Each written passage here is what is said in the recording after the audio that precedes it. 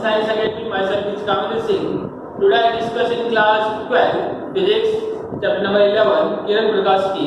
जिस प्रकार हम लोगों ने पिछली क्लास में पढ़ा था कि सूक्ष्मदर्शी क्या होता है, तो वहां पे हम लोगों ने जो सूक्ष्मदर्शी दो प्रकार के होते हैं, मैंने कहा था सूक्ष्मदर्शी क्या होता है बेटा, ऐसा यंत्र जिसके द्वारा कोई भी छोटी चीज को बड़ी करके या बड़ी को छोटी करके देखा जाता है, वह यंत्र कहलाता है सूक्ष्मदर्शी। और हम लोगों ने दो प्रकार के सूक्ष्मदर्शी के बारे में पढ़ा था, सरल सूक्ष्मदर्शी और संयुक्त सूक्ष्मदर्शी के बारे में हम लोगों ने पढ़ा था।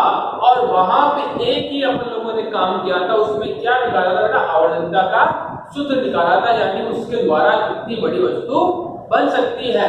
आज जो मैं टॉपिक लेने वाला हूँ सूक्ष्मदर्शी नहीं लेके, आज मैं टॉपिक जो लेने वाला हूँ बेटा दूरदर्शी क्या होता है। आप लोगों ने देखा होगा इसको कहते हैं बेटा टेलीस्कोप। क्या कहते हैं बेटा, टेलीस्कोप। यानी मैंने कहा है बहुत ही दूर, बहुत ही अधिक दूरी पर अगर कोई भी चीज है वो बहुत ही छोटी है, उसको मुझे बड़ा करके देखना है, तो वहां पे जिस यंत्र का उपयोग किया जाता है उसको कहते हैं दूरदर्शी। यानी ऐसा यंत्र जिसके द्वारा, दूरदर्शी नाम क्यों पड़ा, दूर की वस्तुओं को बड़ा करके देखने वाला क्या कहलाता है, दूरदर्शी कहलाता है, जिसको इंग्लिश में कहते हैं टेलीस्कोप कहते हैं। आप लोगों ने देखा होगा या मूवियों के अंदर, या फिर आप लोगों ने देखा होगा, अगर मुझे कहा है कि चांद देखते हैं या चंद्रमा देखना है, तारे देखते हैं, तो मैं यहाँ से अपने आंखों से उसको आसानी से देख नहीं सकता, यानी उससे बड़ा आकार में देख नहीं सकता। इसके लिए एक यंत्र का उपयोग किया जाता है, उस यंत्र को कहा जाता है दूरदर्शी। और अपन लोग, अगर मैं कह रहा हूं अंतरिक्ष से संबंधित जो भी अंतरिक्ष में छोटी छोटी जो चीजें पाई जाती है, उसको या जमीन पे बैठ बैठे आसानी से जिस यंत्र के द्वारा देखा जाता है, उसी को क्या कहते हैं बेटा, खगोलीय दूरदर्शी कहते हैं। कि खगोल विज्ञान के अंदर यानी अंतरिक्ष के अंदर जो छोटी छोटी चीजें है उसको बड़ा करके देखने के लिए जिस यंत्र का उपयोग किया जाता है उसको कहा जाता है दूरदर्शी। बात समझ आ गई बेटा। तो दूरदर्शी के बारे में हम लोगों ने अभी पढ़ा। दूरदर्शी क्या है कि दूर की जो वस्तु है उसको बड़ा करके देखने वाला यंत्र क्या कहलाता है, दूरदर्शी कहलाता है। ये भी बेटा याद रखना, दो प्रकार के होते हैं। कितने प्रकार के होते हैं दूरदर्शी, खगोलीय दूरदर्शी की बात करता हूं बेटा, दो प्रकार के होते हैं। एक तो अपवर्तक दूरदर्शी होता है, एक परावर्तक। एक तो क्या करता है, इकट्ठा करता प्रकाश किरणों को, एक फैलाने का काम करता है। जब फैलाने का काम करता है तो प्रतिबिंब बड़ा दिखाई देता है, जब इकट्ठा करता है तो प्रतिबिंब छोटा दिखाई देता है। तो याद रखिएगा, हम लोग पढ़ रहे हैं खगोलीय दूरदर्शी। तो मैंने कहा दूरदर्शी बेटा क्या काम आता है कि अंतरिक्ष के अंदर जो छोटी बहुत सारी चीजें हैं उसको बड़ा देखने के लिए, बहुत अधिक लंबी दूरियां है, अगर छोटी दूरियों पास में अगर कोई भी चीज उसको बड़ा करके देखना तो अपन से सूक्ष्मदर्शी काम में ले सकते हैं। लेकिन मैंने कहा बहुत ही किलोमीटर दूर की लंबी दूरियां है, वहां पे अगर कोई चीज उपस्थित है उसको मुझे बड़ा करके देखना है, तो वहां पर जिस यंत्र का उपयोग किया जाता है उसको क्या बेटा, खगोलीय दूरदर्शी कहा जाता है। तो ध्यान से देखते रहिएगा। तो हम लोग अभी जो पढ़ रहे हैं कंटिन्यू देखते रहिए बेटा। आज जो हम लोग डिस्कस करने वाले हैं कि खगोलीय दूरदर्शी दो प्रकार के होते हैं, अपवर्तक दूरदर्शी और परावर्तक। बेटा दोनों का मतलब, अपवर्तक का मतलब आपको पता है कि प्रकाश किरणों को क्या करना बेटा, इकट्ठा करना। परावर्तक का मतलब क्या है, फैला देना। तो याद रखना, मैं अपन दो प्रकार के दूरदर्शी, खगोलीय दूरदर्शी के बारे में बात करेंगे। तो टोटल मिला के तीन प्रकार के अपने अंदर सूक्ष्मदर्शी जो भी है, तीन प्रकार के सूक्ष्मदर्शी, दो प्रकार के और एक दूरदर्शी है। दूरदर्शी भी दो प्रकार के बेटा, अपवर्तक दूरदर्शी और परावर्तक दूरदर्शी। तो अपवर्तक दूरदर्शी की बात करता हूं, सबसे इंपॉर्टेंट डायग्राम है, मैं बार बार कहता हूं, क्योंकि डायग्राम के बिना इस समीकरण नहीं निकलेगी। बात समझ आ गई। इसके ऊपर न्यूमेरिकल क्वेश्चन भी है, वो भी मैं आप लोगों को करवाऊंगा। तो ध्यान से सुनिएगा बेटा, कुछ नहीं है, सबसे इंपॉर्टेंट डायग्राम है और उसमें क्या क्या जुड़ा होता है। तो सबसे पहली बात बेटा, कोई भी मैं कह रहा हूं सूक्ष्मदर्शी हो या दूरदर्शी, उसमें हमेशा उत्तल लेंस का उपयोग किया जाता है। किसका उपयोग किया जाता है, उत्तल लेंस का उपयोग किया जाता है। तो चलो अपन स्टार्ट करते हैं। खगोलीय दूरदर्शी का जो पहला प्रकार है अपवर्तक दूरदर्शी, क्या होता है ध्यान से देखिएगा कि इस दूरदर्शी में कितने लेंस होते हैं बेटा, दो उत्तल लेंस होते हैं। यानी संयुक्त सूक्ष्मदर्शी में भी दो लेंस होते हैं और अपवर्तक दूरदर्शी में कितने लेंस होते हैं बेटा, दो लेंस लगे होते हैं। निकला साफ में, एक बड़ा होता है एक छोटा होता है। जो वस्तु के पास होता है उसको अपन बार बार हमेशा पहले भी मैंने कहा था अभिदर्शक लेंस कहते हैं, जो आंख के पास होता है उसको क्या कहते हैं अभिनेत्र लेंस कहते हैं। बड़े इस आकार का होता है दूरदर्शी, इस साइज में होता है, यानी एक साइड का आकार क्या होता है बेटा बड़ा होता है, एक साइड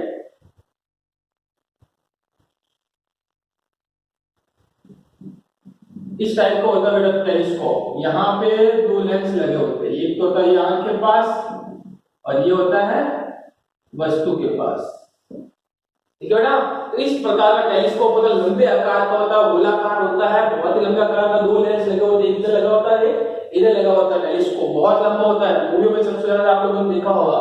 तो इस आकार आंख के पास जो होता है बेटा उसे क्या कहते हैं अभिनेत्र लेंस, जो वस्तु के पास होता है उसे क्या कहते हैं अभिदर्शक लेंस कहते हैं। तो ध्यान से देखिएगा, अभी तक जो अपन लोग डिस्कस कर रहे हैं, बात आज किसकी कर रहे हैं बेटा अपवर्तक की, कल बात करेंगे परावर्तक दूरदर्शी क्या होता है। तो पहला पॉइंट क्या अपवर्तक दूरदर्शी में कि इस दूरदर्शी में कितने लेंस होते हैं बेटा दो होते हैं। दो कौन से होते हैं दोनों उत्तल लेंस होते हैं। उत्तल लेंस क्यों काम लेते हैं, प्रकाश किरणों के तो बेटा इकट्ठा करते हैं, जब प्रकाश किरणों को इकट्ठा करेगा तो प्रतिबिंब बड़ा दिखाई देगा। तो सबसे पहला पॉइंट अपन को क्या याद रखना है कि अपवर्तक दूरदर्शी है, कोई भी दूरदर्शी हो बेटा, कोई भी दूरदर्शी लंबी दूरियों में कोई वस्तु को बड़ा करके दिखाने का काम करता हो, अपवर्तक हो या परावर्तक हो। बात समझ में आ गई। तो उसमें याद रखना सबसे पहला पॉइंट मैंने कहा है कि इसके अंदर दो लेंस होते हैं, दोनों कैसे होते हैं बेटा उत्तल होते हैं, पहली बात। सेकंड जो धातु की नली के दोनों सिरों पर जुड़े होते हैं, मैंने अभी ऐसा डायग्राम बनाया था इस आकार में, इस आकार में होता है। यहाँ पे ये पूरा क्या होता है धातु का बना हुआ होता है। अधिक फोकल दूरी एवं बड़े द्वारक का उत्तल लेंस नली के सिरे पर जहां पर वस्तु स्थित होती है उसे क्या कहते हैं बेटा अभिदर्शक लेंस कहते हैं। तो कहने का मतलब क्या है, ध्यान से देखकर डायग्राम में तो समझा रहा हूं मैं कि अगर देखो टेलीस्कोप के बारे में ये क्या कह रहा है, ध्यान से सुनिएगा।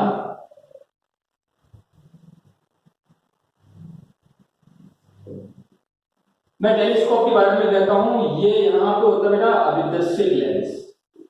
कौन सा होता है जो कहां पे होता है वस्तु के पास होता है। यहाँ पे क्या होता है अपना नेत्र, सो कहता है अभिनेत्र लेंस। कौन सा लेंस लगा होता है बेटा, मैं ध्यान से समझा, डायग्राम के थ्रू भी समझा रहा हूं। इस प्रकार का होता है दूरदर्शी, खगोलीय दूरदर्शी की बात कर रहा हूं। इसमें क्या कहते हैं बेटा दोनों उत्तल लेंस होते हैं, ये भी यहाँ पे भी उत्तल लेंस लगा होता है, ये भी उत्तल लेंस लगा होता है। बीच में ये पूरा क्या होता है धातु यानी लोहे का जो भी है किसी भी धातु का बना होता है। अब बेटा ध्यान से सुनिएगा, जो अभिदर्शक लेंस लगा हुआ जो वस्तु के पास होता है, जो अपने आंख के पास नहीं जो वस्तु के पास होता है, वो हमेशा उसका द्वारक यानी उसकी जो साइज है राउंड वाली वो बहुत ही बड़ी होती है, और नेत्र वाले की जो द्वारक होती है वो हमेशा क्या होती है छोटी होती है। बात समझ में आ गई। तो कहने का मतलब इस यहाँ पे आकार होता है जिस लेंस का वो बहुत ही बड़ा होता है, यहाँ पे क्या होता है छोटा होता है। वही बात मैंने यहाँ पे लिखी है। तो जहां पे वस्तु रखी होती है उसे अभिदर्शक लेंस कहते हैं, वहां पे द्वारक बड़ा होता है। तो जहां पे नेत्र होता है उसे वहां पे अभिनेत्र लेंस होता है, वहां पे द्वारक क्या होता है बेटा छोटा होता है। तो यहाँ पे आपको इतना समझ में आ चुका होगा, यही जो मैंने लिखा है। आगे मैं जो इंपोर्टेंट बोलने वाला हूँ और डायग्राम समझाने वाला हूँ, सेल्फ डायग्राम जैसा डायग्राम अपन ने संयुक्त सूक्ष्म रश्मि में किया था। संयुक्त सूक्ष्म रश्मि में क्या था बेटा, यहाँ पे छोटा लेंस था, यहाँ पे बड़ा लेंस था, ये अंतर था। सेम वही कंडीशन बेटा, सेम वही प्रोसेस है कि वस्तु जाएगी यहाँ पट्टी बनेगा, ये छोटी को वापस छोटी सी पे भेजूंगा वापस एक आभासी पट्टी भी बनेगा। सेम एज इट इज वही डायग्राम है, संयुक्त सूक्ष्म रश्मि प्रोसेस वही है सेम डायग्राम में, कैसे किरनाई कैसे गई। लेकिन यहाँ पे जो वस्तु के पास जो लेंस होता है उसका द्वारक क्या होता है बेटा बड़ा होता है। ये अभिदर्शक लेंस है, मैंने अभी समझाया था कि अभिदर्शक लेंस में वस्तु का द्वारक होता है वो क्या होता है बेटा बहुत बड़ा होता है, इसलिए यहाँ पे लेंस का आकार बड़ा होता है, और नेत्र के पास होता है उसमें लेंस का आकार छोटा होता है। लेकिन संयुक्त सूक्ष्म रश्मि का इसका उल्टा, ये लेंस देता है, ये डायग्राम से मैं इसकी डायग्राम में समझा देता हूँ। अपन को सबसे इंपोर्टेंट क्या निकालना बेटा आवर्धनता का सूत्र निकालना है। तो ध्यान से देखिएगा डायग्राम में कि अभिदर्शक लेंस है, ये कहता है कि वस्तु के पास जो लेंस है दूरदर्शी में वस्तु के पास कौन सा होता है अभिदर्शक, संयुक्त सूक्ष्म रश्मि में वस्तु के पास कौन सा होता है छोटा वाला लेंस होता है। बात समझना, ये चीज ध्यान रखिएगा थोड़ा। तो वस्तु के पास जैसे वही रूल लगाया, प्रकाश किरण मुख्य के समांतर गई तो कहां से गुजरेगी, यहां से गुजरेगी। जैसे यहाँ प्रकाश की किरण मिलती तो पहला प्रतिबिंब बनता है NHB' सेम एज दी संयुक्त सूक्ष्म रश्मि में बनाया था। जब इन किरणों को वापस एक दूसरे लेंस से अगर पास करवाया जाता है अभिनेत्र लेंस से, तो देखता हूं आभासी प्रतिबिंब यहाँ बनता है, जिसका नाम है लिख देते हैं A+B डबल डैश दे दिया है। अब बेटा मुझे क्या करना है, आवर्धनता निकालनी। बेटा डायग्राम एज इट इज है, एफ ई का मतलब आई का फोकल लेंथ, ओ का मतलब ऑब्जेक्ट का फोकस बिंदु। बात समझ में आ गई? तो प्रॉब्लम होनी नहीं चाहिए। पहली बात डायग्राम से वस्तु यहाँ रखी, प्रकाश किरण में पहला प्रतिबिंब बना, इसका नाम मैंने क्या दिया, ए डैश बी डैश। इसी प्रकाश किरणों को आगे में प्रवाहित करा दो दूसरे लेंस पे, देखता हूं प्रकाश किरण क्या होती है, अनंत पे जाके मिलती है, काल्पनिक रूप से मिलाता हूं तो यहाँ क्या बनता है, प्रतिबिंब बनता है। इसका मैंने नाम कर दिया A double dash B double dash. अब अपन को क्या करना है बेटा, आवर्धनता निकालनी है, यानी इसकी आवर्धनता और इसकी आवर्धनता निकालनी, यानी कुल आवर्धनता निकालनी है कि इस दूरदर्शी द्वारा प्रतिबिंब कितना बड़ा बनेगा। तो आवर्धनता क्या होगा बेटा, देखिए ध्यान से, यहाँ पे एंगल देखो, इस त्रिभुज में और इस त्रिभुज में एक एंगल क्या बन रहा है बेटा, अल्फा बन रहा है। इन दोनों को अपन करेंगे और सेकंड एंगल कौन सा बन रहा है बेटा, प्रतिबिंब के साथ बीटा बन रहा है। यानी अल्फा और बीटा का आपको क्या निकालना बेटा, मान निकाल। देखो यहाँ पे इस अल्फा और इस बीटा, इन दोनों की क्या करनी है, तुलना करनी, क्योंकि देखो वस्तु का ये और यहाँ पे किसका बेटा, प्रतिबिंब का। तो अपन को पता है आवर्धनता क्या होती है, बिंब की ऊंचाई अपॉन प्रतिबिंब की ऊंचाई, यही होती है। सॉरी, प्रतिबिंब की ऊंचाई अपॉन बिंब की ऊंचाई होती है। अपन ने पढ़ा था, आपको क्या निकालना बेटा, इसकी आवर्धनता निकालनी है। तो देखो प्रतिबिंब की ऊंचाई, प्रतिबिंब की ऊंचाई अपॉन बिंब की ऊंचाई, ये होता है आवर्धनता। अपन ने पढ़ा था एच अपॉन एच, ये करना है। तो देखो अगर मैं बात करता हूं आवर्धनता निकालना, तो angle beta upon angle alpha निकाल लो, वही किया मैंने। आवर्धनता क्या होगा, बीटा अपॉन अल्फा। बीटा क्यों लिया बेटा, प्रतिबिंब की आवर्धनता अपॉन इसकी ऊंचाई, यानी प्रतिबिंब की ऊंचाई अपॉन बिंब की ऊंचाई। एंगल में दोनों को ले लो, मुझे एंगल का मान निकालना है। तो tan beta upon tan alpha, tan beta बराबर क्या होता है बेटा, लंब बटा प्रकाश है,